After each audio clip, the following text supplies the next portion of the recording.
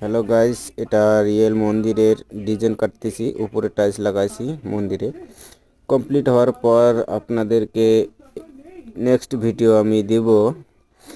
বর্তমানে এটা কি রকম হয়েছে একটু আমাকে কমেন্টের মাধ্যমে জানাবেন। আর নিউ হয়ে থাকলে এবং অন্যান্য ভিডিও পাওয়ার জন্য আমাদের এই চ্যানেলটিকে সাবস্ক্রাইব করে রাখবেন প্লিজ।